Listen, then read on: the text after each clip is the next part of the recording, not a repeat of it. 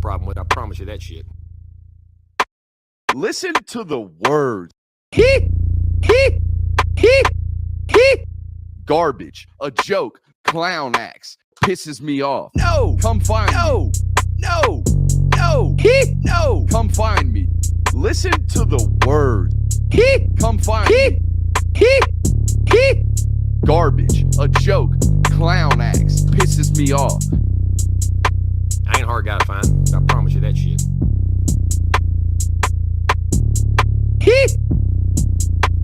Listen to the words. Garbage, a joke, clown acts, pisses me off. What is up, ladies and gentlemen? Twice in 2 days. We saw you last night for NBR. If you haven't watched it, go back and watch it. It was a really good show. I had a great time doing it. I felt like everyone that watched it seemed to have a good time as well. We had so many questions submitted via patreon.com/Brooks Austin that we didn't get to all of them yesterday at the close of NBR. Okay, we did about 30 minutes worth of Q&A yesterday. Didn't get it wrapped up. So we're going to knock them out today. Today is nothing but Q&A here on a Wednesday. Obviously, Georgia off from practice today. They will be back at it tomorrow. So today, we're going to bring you the rest of these Q&A questions, again, from Patreon. If you want to ask a question today, hit us in the chat box with a super chat. It's the only way we're going to hit you today. Other than that, you animals go at it over there in the chat. Don't be too crazy, okay? Don't be too crazy. We were loaded up in the pre-show YouTube lounge. I liked that, man. I like that the last couple of days. You guys haven't been waiting around until showtime. Early bird chasing worms, and the worms were chasing some nugs up in there in the YouTube chat. So got a little bit of information in the pre-show lounge. If you weren't here, go back and check it out in the rewatch. Appreciate all of you guys for being here today. I saw one comment that I wanted to hit before we get going. Brent Bishop commented and said, you know, how did I not even notice I wasn't subscribed to the YouTube channel? Guys, it happens. And honestly, all great leaders accept responsibility, right? They get out in front of their players, right? Coaches get out in front of their players. You know, I'm a man. I'm 40. Come after me. Well, as the leader of this here family and as the producer of this here podcast network, whatever you want to call this, I don't feel like I do a good enough job of not necessarily commanding you, but directing you is the term in the business. I don't do a good enough job of directing the audience to like, subscribe, rate, and a review to all of our content. So other than the Patreon stuff, I feel like I do enough shoving that down your throat. If you aren't subscribed to the YouTube channel today, what better day than today to hop on there and hit that little red button and get it taken care of. Appreciate you for that, Brent. Again, I'm awful about doing it. That's me. That's a me problem. That's not a you problem. Don't beat yourself up over that one. Y'all get those likes up over there on YouTube as well. Let's stop with all the begging of support except for thegramco.com, promo code Brooks25 for all your latest and greatest in the Delta 8 and CBD space. Big into the gummies, big into the coffee. You guys know this. You already know, and you already know they're veteran owned and Georgia supportive. So go check those guys out. Thegramco.com promo code Brooks25 gets you 25% off. Let's get into these questions right off the bat. I think we left off last night with Grayson Seegers. We're going to jump right into Garrison Reddy's question over on Patreon. He asked, who is the most important player on the defense besides Jalen Carter? I mean, it's a great assumption to assume that he is indeed the most important. He is. This was a typo, my bad. He is obviously the most important player. I think you break it down after that based off of, level of the defense. If he's the most important player on the front line, who's the most important player on that second level of the defense? I would assume would be Jamon Dumas-Johnson. How great of a Mike season can he have? If you look back in years past, yes, Georgia has put the last 7 linebackers that have started at the University of Georgia are now currently in an NFL camp right now. So they all were great, but they were really, really great at that Mike spot, right? They call them Mac and Money. That's all terminology for them. I'm not in those rooms. I'm not going to get in addiction. Here's how I describe them. Mike is the guy that doesn't leave the box. That guy's been great. He's always been great. He's had to be great, right? It was Roquan Smith, and then it was Monty Rice, and then it was Nakobe Dean, right? They've always been great at that spot. Who's going to be the next one? That's the most important spot at that second level. The third level, I think because he's going to be so good and allow them to do so many things, I think William Poole is extremely important in that back end. I think he's your best coverage defensive back you've had at the nickel spot, that star position, in quite some time. Probably since Tyreek Stevenson was 190 pounds. Once Tyreek Stevenson got about 205, cooked. Okay, at that star spot, did a lot better settling down in some zone coverage at Miami at the corner spot. Great question there, Garrison. Alex Joyce asks, which young linebacker breaks out first? Pop, Smile, Sorey, or Chaz? First of all, Chambliss is a outside backer. That's an edge rusher for me. The other three are inside backers, so let's talk about them. I've been a JDJ will pop first guy since day one. That's why he was a my guy coming out of high school. I think I've made a lot of people scratch their head when I said I think Jamon Dumas Johnson gets onto the field, makes an impact earlier than the other two guys. Instinctually just a little bit superior coming out, just built different when it comes to moving first, right? And the second one happened to be because of his transition from not only competition, but running the same defense, right? So I thought the transition into college would be much smoother for him, and I would assume he would be the one this year to kind of pop first.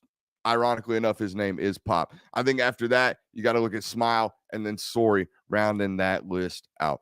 Colton Olvey asks, what are the downsides to living in 13 personnel? If there are any, there are. And how often do you see using it? Or how often do you see us using it? Seems a lot of the fan base assumes it's just the jack of all trades lineup. Now, this is obviously something everyone's talked about all offseason, 13 personnel. Hell, will they even go 14 personnel? I think a buddy of ours, not a buddy of ours, a mainstay in our community, Jay Griff, actually went viral on Twitter for joking about, I think it was 15 personnel and running quarterback draw out of 15 personnel. So there's been a lot of jokes about all of this stuff. I think in reality, you were a 13 personnel football team towards the end of last year. What are the downfalls? Well, if you don't have the right guys to run 13 personnel, you could have issues stretching vertically, right? You could have issues becoming too tendency based, right? You get into a certain formation, you do certain things over and over again. Teams will eventually figure out what it is that you like to do out of those certain sets. And there's only so many sets you can run out of certain personnel packages. However, that being said, they've got everything they need to stay in 13 personnel and still stress defenses in every form and facet, right? If I said, hey, like we're going to line up at 13 personnel the first play of the game, and we're going to be in trips bunch. And then the next play, we're going to go out into empty and stretch out and have Brock Bowers and A-Rod Gilbert on the outside with Darnell Washington flexed out. Like that's still like feasible, right? It's still possible. You still have the ability to do that, and you stress defenses where people have to be held accountable for Brock Bowers outside. It's not just you running Brock Bowers outside and he's just a tight end out there and everybody's like, well, just run a linebacker out there. No, that's not how that works because he stresses people outside. He's not just a space eater, right? He's a space creator. So great question. I don't necessarily think there are downfalls if you have the right personnel, which if you have the right personnel, if you have the right people to get to still stress defenses in a variety of ways without being, predictable, like we were saying, then there are no downfalls, right? Then you're going to stay in 13 personnel. If you don't have them, you wouldn't be doing it. All right. Caleb Mathis asks, which receiver leads the team in receiving yards? A.D. Mitchell. Who is the rush leader? Kendall Milton. And interceptions leader? Let's go Chris Smith. Okay. I think Kendall Milton is the leading rusher. Kenny McIntosh is all purpose. Very, very similar to what they had going on last year, where Zamir White led the team in rushing, but James Cook had over 1,000 yards in all purpose, right? A very similar skill set and a very similar trade-off, I think, is what you're going to see. That predates Georgia with Monken, by the way, guys. Go back and look at his days up there in Cleveland. After Game 6, the first year, or the last year was there, after Game 6, they got Kareem Hunt back from his suspension. And then after that, it was basically 20 to 22 carries for Nick Chubb, 14 to 15 carries, 5 catches out of the backfield for Kareem Hunt. That's what it was the whole entire way until one or the other got hurt or one or the other got hot, right? That's kind of how the change was. Caleb Smith says, what's up, Brooks? First time, long time. Want to make a ranking of the hardest hitters on this 2022 team. It's got to start with Chaz, right? Chaz Chambliss sticks. We all know this. We've all seen the highlights of him, not only throughout high school, but obviously his big hit in the Orange Bowl. Now, Chaz Chambliss, as rough and tough as he may appear, and as much as he does hit people, he is not the football player on a team of hit sticks that is nicknamed Pop. That's Jamon Dumas Johnson.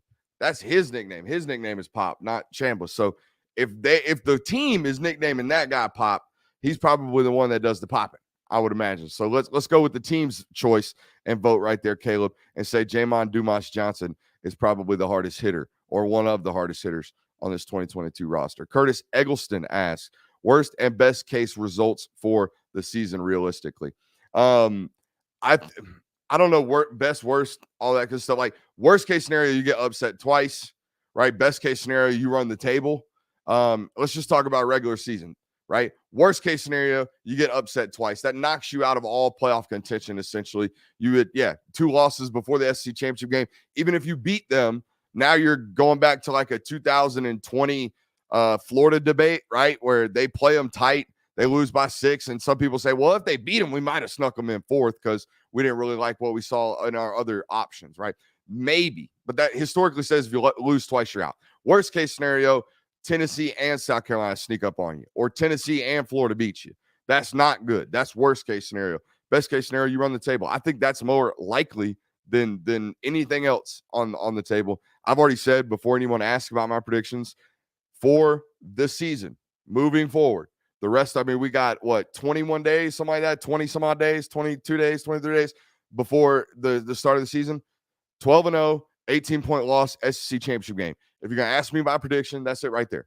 To Alabama. Lose by 18 in the SEC championship game, cakewalk the East. That's it. Here we go. On to the next one. John Bates, 2-question, a little double hitter for him. The running back room seems loaded with talent. Which one has the game break speed? Of all of them, I'm going to say Kenny, but none of them are like 4.38 guys. Now, the Mizell kid, they just got a commitment from in 2024. That dude's a burner. Apart from that, they don't really have anybody not only on the roster, but, in the future, apart from Mizell, that is a roaster like this, right? A 4.38, 4.36 kind of burner. All those high-end speed guys are in the slot right now for the University of Georgia. Arian Smith, CJ Smith, those are your guys on the offense that are really, really high-end speed guys. The rest of these dudes are just really, really good athletes like Kenny McIntosh. I think he's a top 5 athlete on the roster just in terms of fluidity and the things that he can do. And I guarantee he's like a wicked good tennis player. And if you take him out and say, hey, can you throw a Frisbee? He's like, yeah, and just wicked nice with a Frisbee. Just a dumb athlete, okay, is what Kenny McIntosh is. But he's not a burner. There's a difference there. Let's see here. Damian Hans, also known as Another Day in Paradise over on Discord, says, are there any players you expect to break out and have a huge year either on the offense or defensive side of the ball? Defensively is easy. I think it's that whole group of interior defensive linemen. Somebody on that roster from 4I to 4I is going to ball out, right? Whether it's Tyrion Ingram-Dawkins, whether it's Michael Williams, whether it's Christian Miller, who you know is a my guy, whether it's Barry Alexander, whether it's Warren Brinson, who shows so many flashes left and right. If you watch Georgia long enough, you'll be like, damn, 97 looks like he could be the next one. And then he kind of, disappears for a series or two. Not only on the sideline, but even in the game in between the lines. Kind of seems to disappear, play too high, make a goofy-headed mistake, bust an assignment, just all of a sudden. And then, boom, flashes and makes TFL, and then back off, right? Like, it's just, if he can provide some consistency, that might be a name you might want to check out. Leviticus Thomas asks, how much weight does Dequevius put on, and will a stronger arm get him drafted? First of all, guys, I am of the belief, I've said this over and over again. I mean, do you look at the history of draft picks? I mean, just look at the quarterbacks. Trace McSorley is a prime example, right? A prime example. Trace McSorley at Penn State, 5'8.5", a daggone pea shooter for an arm. He gonna play in the league 9 years. I believe he's in Arizona right now. Okay, so if Trace McSorley can get drafted in the 4th, 5th, 6th round, whatever it was, Stetson Bennett is going to get drafted. Somebody will want him into their camp and to see what it's all about, to see if the mojo, whatever it is that he got going on right now. As for the added weight, I haven't been given a real like XYZ number, right? I haven't been given 12 pounds, 6 pounds. To me, it looks like a guy that, maybe added some man muscle. He is indeed 37 years old. Okay. So eventually you get You get your SpongeBob man muscle arms. Eventually they show up. Maybe they showed up this offseason. But all jokes aside, the arm has improved. There have been, reports and sources and talks, the rumor mill out here talking about the ball jumping out of 13's hand just a little bit different. So, yeah, all jokes aside, Stetson Bennett putting on a little bit of weight has shown up like within the arm and the velocity and the jump from the ball out of the hands. Matt Landry asked, another Stetson question. Last year, Stetson made great strides in accuracy on his deep ball and on the move, pre-snap IDs, and just confidence overall. What improvements do you expect and hope he makes this year? Maybe him not necessarily at a higher level. Maybe he doesn't play at a higher level. Maybe they ask him to do more things, right? I didn't think he played poorly last year. I thought he had stretches where it didn't look great, right? Florida being one of them. I think in Arkansas, there's no reason for him to even try. I think he's 9 for 13 in that game. He marked that one off, right? There's certain games you go through the schedule, they're up 35-0 in the middle of the second quarter, and you're like, yeah, I mean, he's going to hand the ball off the rest of the game, right? So how much does he improve, or how much more do they ask him to do? That's more importantly, to me, the question.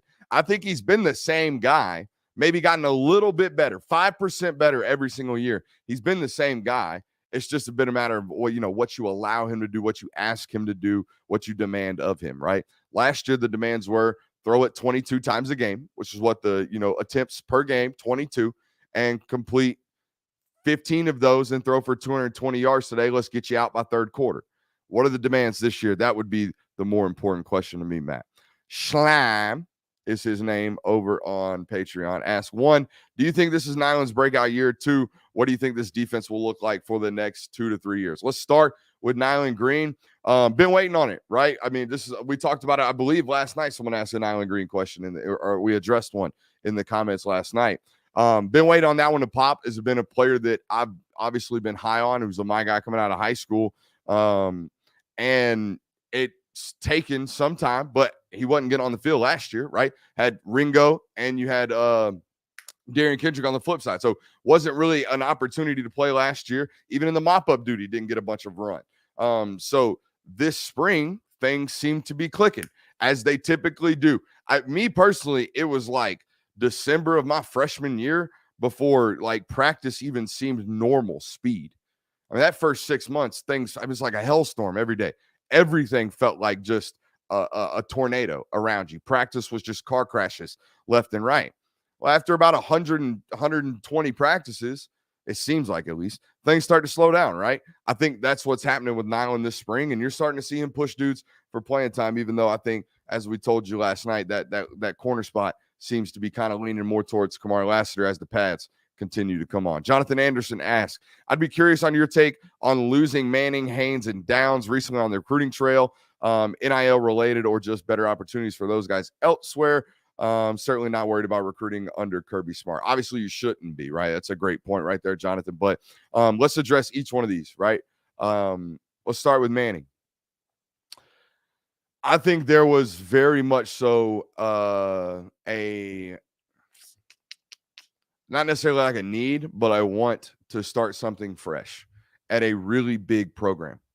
I'm not saying a national championship hurt you, but the lore of delivering the first national title in 42 years is a whole lot nicer than, or a lot closer to come start Texas and bring Texas back. Because that's kind of what it was, right? Come do something nobody in the Manning family has really done, which is start something from scratch and build it up and start it over. I think that was kind of a thing. So was that a major loss? 100%. A kick in the nuts, as we described it over on Patreon. Like that didn't feel good. But I was listening to an interview from Lane Kiffin today, and he said something very, very similar. He said all along, and he kind of had to go through some back channels talking about this because of NCAA rules about speaking about high school kids. But Lane basically said, like, he kind of got the vibe that maybe the kid wants something of his own. Not that Georgia has anything to do with the Manning family, but there's a lot more to gain. The risk reward, the high end of bringing Texas back, you're made for eternity. Not that he's not going to be, because he's a Manning. Let's talk about Haynes. Very similar, right? that was very much so, in my opinion, about go be you. I think even if you go look at Veron's tweet when Justice committed, it said something along the lines of that. I'm glad you can go start your own type of ride, things like that. So that I think that played a major role there. As far as Caleb Downs goes, man, that was a locked up recruitment from get-go when it comes to information. So that was a hard one to get from start. I think you ran a great race. I think you ran a great race in that recruitment. I think the only thing you could have done better is maybe recruited his brother out of high school a little harder. That's literally it. I think Josh Downs, obviously at UNC, and is going to be probably a top 60 pick in the NFL draft this coming up year. It's literally the only thing I can think of. But some in-state kids don't want to stay in-state. And you lose to Bama, right? That's not a terrible loss. It's not like you lost to Memphis, something like that. All right, let's see here. John Rogers asked about Hakeem Williams. We'll give a prediction on that over on Patreon tomorrow morning. So y'all pin me down on that in Discord. We'll give you a detailed nug on that. I'll run down some sources who might be watching tonight. If you're watching tonight, hit me up. I'm going to be asking you about it. Marion Campbell, here we go. What do you project with our punting? Let's hold off on the special teams questions. I know this is what you want. You want the film guy talking special teams. I should have at least gone through these and picked them out one by one. Seth Collette asked, Tyke Smith battling back from a torn ACL. How far behind is he really? Tough to be back from an injury like that. When do you think he will return back to All-American status he had coming in? And when he does, where do you put him, star or safety, and who's coming out? All right, let's talk about the injury, okay? If I had to put a percentage on him, I think I would hover at like 90%, okay? Involved in practice, rotating, getting some reps, right? Hanging out back there, rehabbing from that, not rehabbing, but getting back to health or, full confidence off that knee injury. And I think that's what Kirby Smart hit on when he talked about him the first day during his press availability, was just about how, that's more of a confidence thing. Sometimes it takes a while. You have to get more, a lot more confident on a ligament tear like that, particularly when you have a foot injury prior to that might have some lingering issues as well. Not saying it does, but it may or may not, right? Bang, bang, 2 injuries in a row. That's a lot to come back from a confidence standpoint is what I'm trying to tell you. Now, as far as his All-American status, okay, we did a film review on Tyke when he announced he was transferring to Georgia.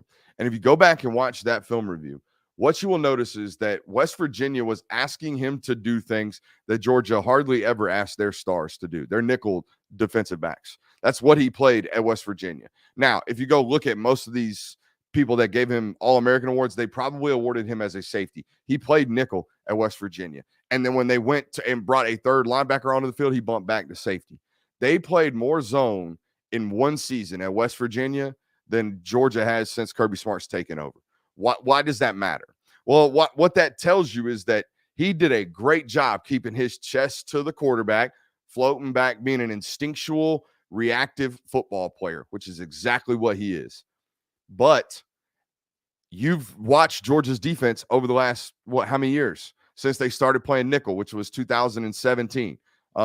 Since then, how many times have you seen Mark Webb get his butt cooked in man-to-man coverage and you scream at your TV?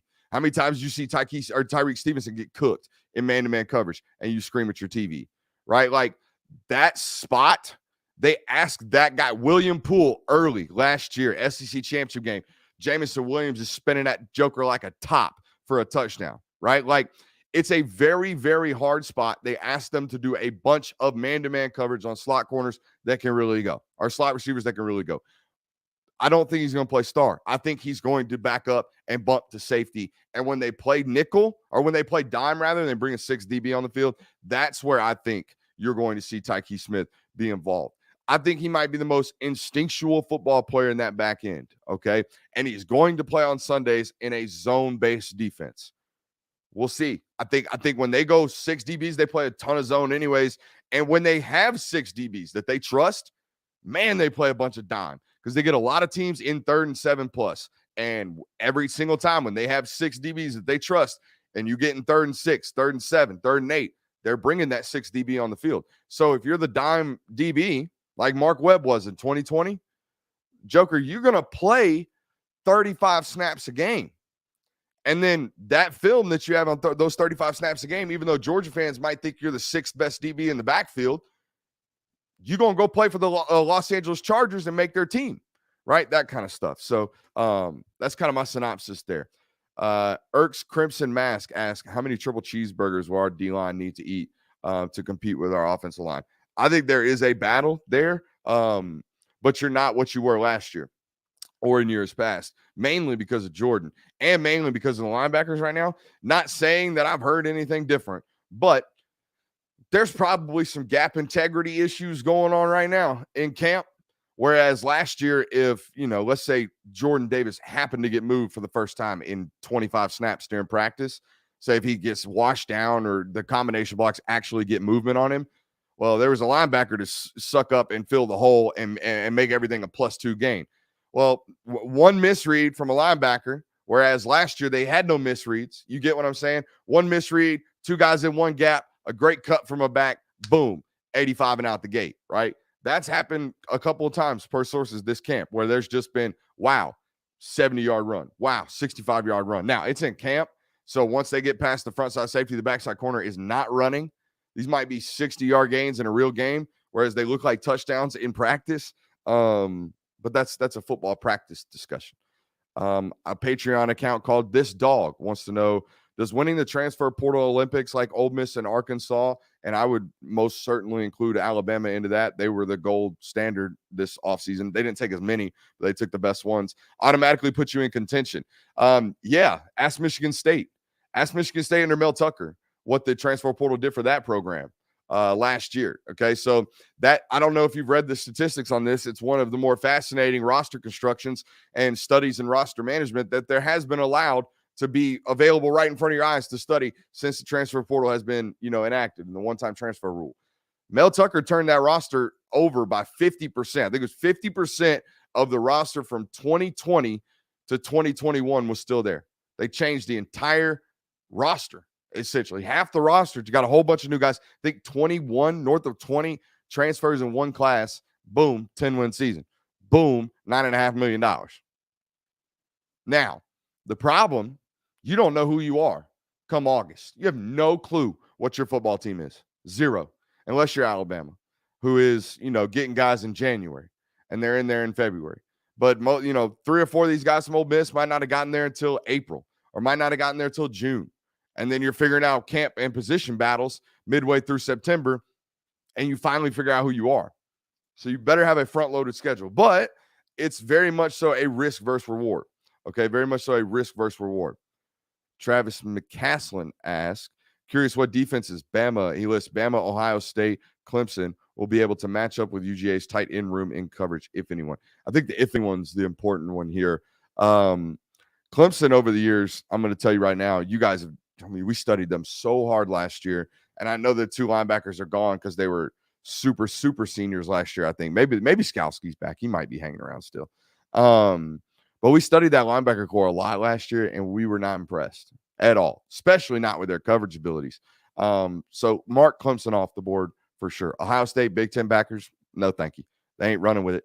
They ain't doing it. Prime example, Devontae Smith, national championship game, 3-by-1, straight vertical down the middle of the field. White linebacker turns around, runs with him, and Kirk Herbstreit's like, why are you leaving the linebacker on Devontae Smith? He just won the Heisman, right?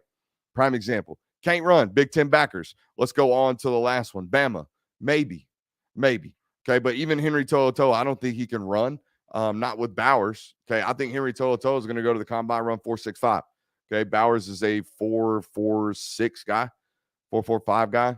Okay, Aric Gilbert, when he's fully healthy, is not fully healthy is the wrong term, but in his prime, is like a not a burner, like a 4.50 guy back in high school. So there's a lot of speed and versatility in that tight end room, and you know this. I think the better answer there is that no linebacker room in the country can cover Georgia's tight end room. But the good thing is, for other teams, you're probably not going to ask linebackers to do it. You're going to ask safeties and nickel corners to figure that out, right? You're going to have safeties a lot to do that. Georgia's going to see a lot of single high looks this year because people are going to be shading coverage over Brock Bowers and Avery Gilbert. Scott Green Jr. asks, what top 5 team has the best matchup against UGA this year? What team has the worst from a scheme and personnel standpoint? Wow, that's a really in-depth question. I feel like I'm looking at an ACT question right now that's, like short answer. And, oh, man, that makes my head hurt.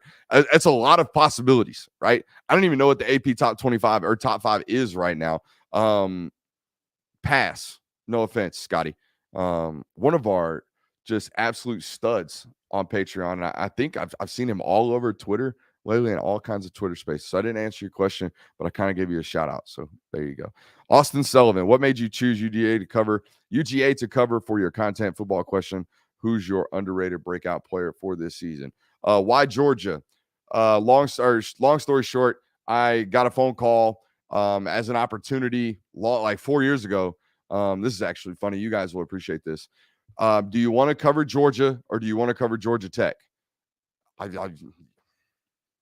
Here we are 4 years later, right? It did take me long to decide that, yeah, we're going to take that UGA market and we're going to figure out what we can do with it. Now, did we ever imagine that it would be like this and that you guys would be asking loads of questions and that 181 people would sit here and watch me read them? No, hell no, absolutely not. By the way, if you're watching right now and haven't liked the video, shame on you. Shame on you. If you're watching right now and you haven't subscribed, shame on me. Shame on me. Yeah, so I chose Georgia because it was an option. It wasn't like I'm gonna go cover Georgia. I got called with an option one day and it was presented to me. Football question: who's your underrated breakout player for this season? I think we kind of hit on this last night. I think it was much more about a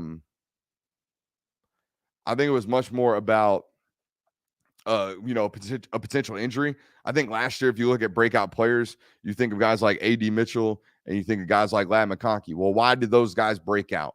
Well, it's because George Pickens was injured. It was because Dominic Blaylock was injured. It was because Kearis Jackson got off to a slow start. You follow me? Like all of these things lead to younger players breaking out.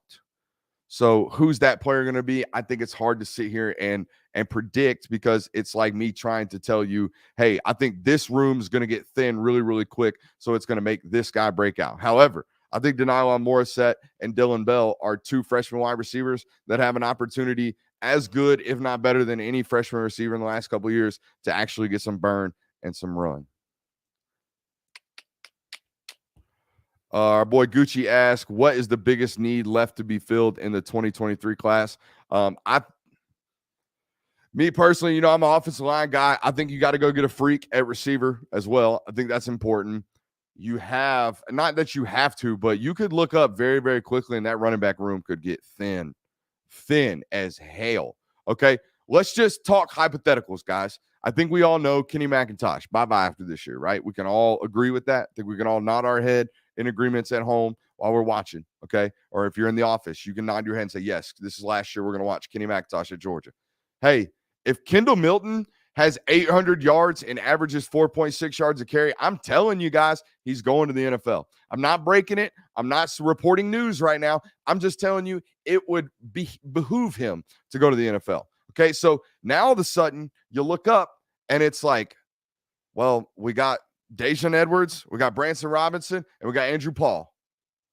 There we go. You better go figure something out in 2023. So that, to me, is the biggest need very, very quickly. Chef asks, how much drop-off do you think there will be on defensive production points per game-wise? Do you think the offense will outshine the defense this year?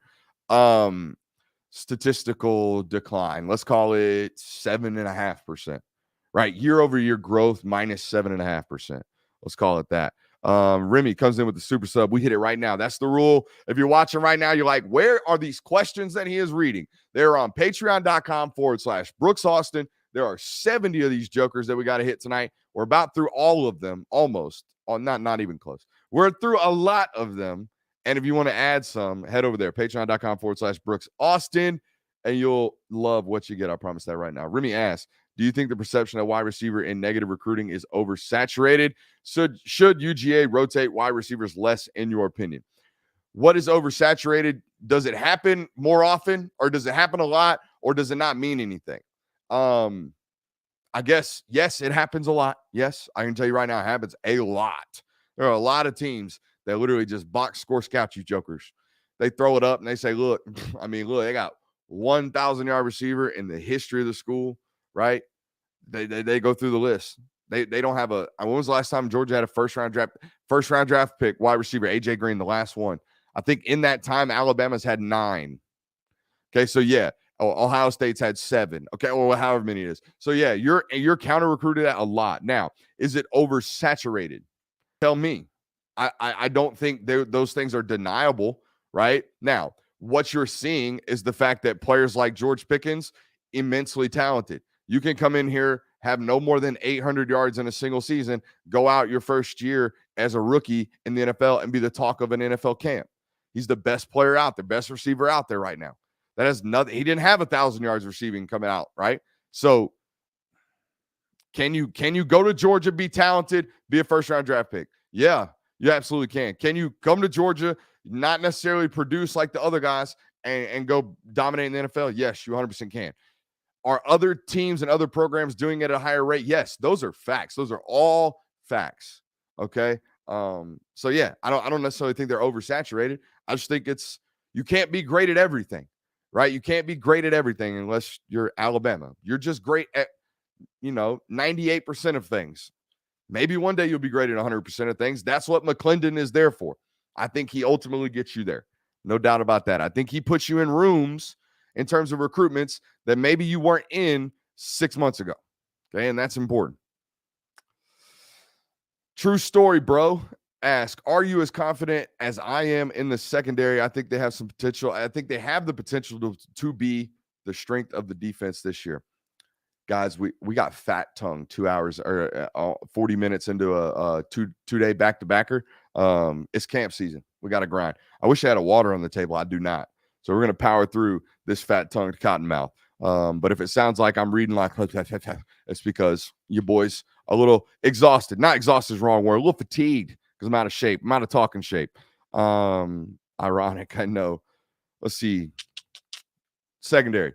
I think it's going to be solid just because, like I told you, you got an elite corner. I think you got an elite star. I think Kamari Lassiter or Nyland Green, the combination of both, more likely than not. Ballers, right? And the safety group. I think Chris Smith's really, really good. I think Dan Jackson, for all the jokes it's not jokes, but people do the walk-on thing and they just see walk-on, former walk-on, and they do the thing. Just like they do the thing with the former walk-on, 5'8" with Stetson Bennett, where they think he doesn't have a talented arm and can't make throws, right? Same concept. They do that to Dan Jackson on the flip end, not realizing that guy's 4.38 coming out of high school, 4.40. Guy can absolutely burn. He's got juice. And if you watch him on tape, he pops. So I like watching him as well. I do like the secondary. Are they 2019? No. That 2019 secondary was nice, okay? Was absolutely, I wouldn't say historic, but it's the best combination of defensive back abilities and what you did schematically that I've studied at Georgia since Kirby Smart's been there, okay? When you had Stokes, Campbell, and DJ Daniel all rotating that corner, you had Richard LeCount and J.R. Reed, Mark Webb, and Tyreek Stevenson.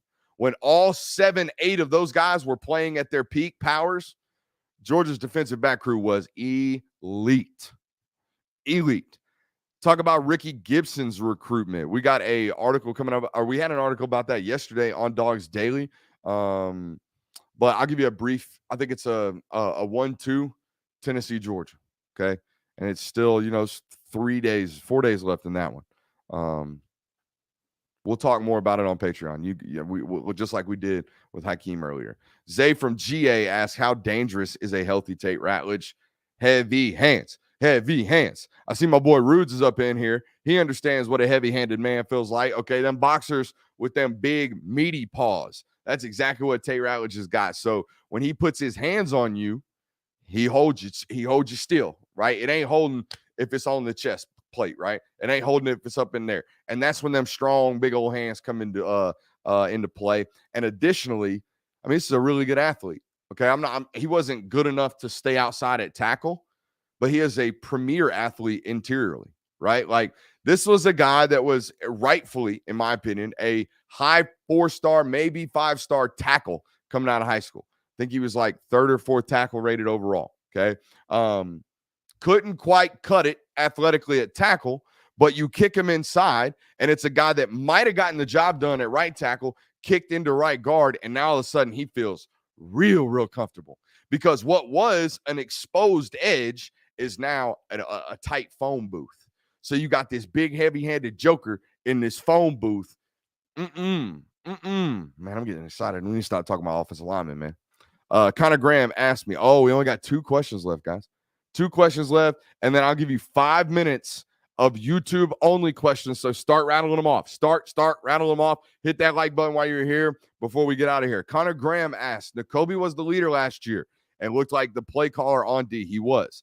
Since linebackers are young, who is in charge of the defense this year? Who calls the plays or makes sure guys are lined up? So multitude of answers here. The primary safety, okay, Chris Smith will handle defensive back alignment. Okay, if guys aren't transferring with motion correctly, if they aren't trading off their responsibilities properly, he will be handling all of those, I would assume, as he was mostly last year. Even though Nakobe's one of those guys that kind of does everything, right? That kind of does everything. But this year, I do think it will be whoever wins that mic job. And we're going to find out midway through camp, I would imagine. Actually, I think we're going to find out as early as Saturday, the first real scrimmage. I think we're going to get a bunch of answers. And I would go over to patreon.com/Brooks Austin to find them, because we'll probably be giving you, like, not live updates like we're inside the stadium, because we can't be, because, Fort Knox up there. But we're going to be giving you some stuff over there. So check it out. Patreon.com/Brooks Austin. Who is calling the plays on defense this season? Asked that guy TB, our last Patreon only question of the evening. And it's a 3-headed monster, right? A 3-headed goat, as they would call it in the rap and R&B game. Being Muschamp, Schumann, and Smart. Now, here's the dichotomy. And that's the question, y'all. That's the word and the question you need to be looking for. If you're one of these people that is asking this question like that guy TB, who's going to call plays? You're asking the wrong question, because they all call the plays. They all make the decisions. They all have input. The real question is, who's going to be on the field? Who's going to be in the box? Muschamp's going to be on the field. Schumann's going to be in the box. So if you really want to say it, Schumann's calling plays. Because I always just assume the guy in the box has the best view and has the big sheet that he's looking at. Now, that's not to say Andy Reid hasn't called plays from the sideline, or, back in his NFL days, I think Todd Monken called plays from the sideline. There are some, Steve Sarkisian is a caller of plays from the sideline. There are some defensive coordinators, offensive coordinators that do that stuff. Georgia typically has been one in years past. Dan Lanning called the plays from the sideline last year with Schumann up in the box. I don't know how much of a different real working relationship that's going to be. I think during plays, and the pace of play happens so fast, that they're probably openly discussing it over the headsets as a collective anyways. So you just took one brainchild out of that, and one of them is going to speak up a little bit more. The collective is going to speak up a little bit more, right? You share the responsibilities and the loss that was the presence on the headset that was Dan Lanning, and you sprinkle it amongst the 3 of them. Jacob Darnell asks, how big are Noah Sewell and Justin Flo threat-wise when it comes to Oregon week 1? Are they going to be a primary problem in that football game? Man, I hope them Duck fans ain't listening right now. They're going to be the primary problem because they're going to be the only problem. Dan was great coming on the show, but when I study those guys, man, there's not a lot of bodies out there on that roster, on that field, that really, like, that guy's better than anything these guys saw all camp. That guy's really going to stress them. There's no Kayvon Thibodeau's out there no more, right? There's just the 2 backers, in my opinion, and they are special.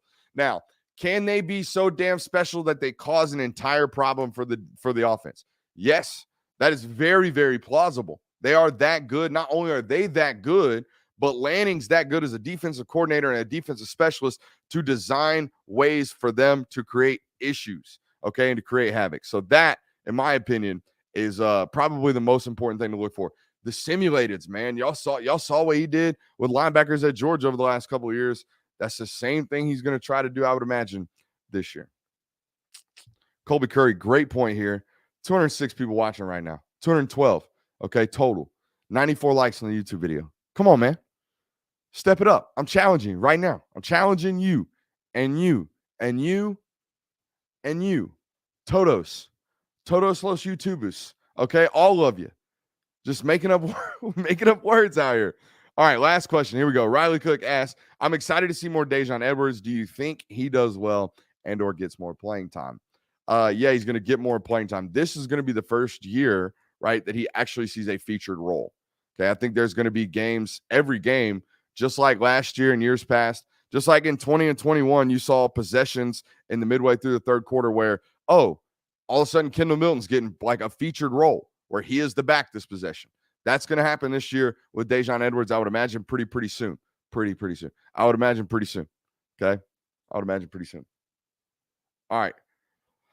I'm out of here.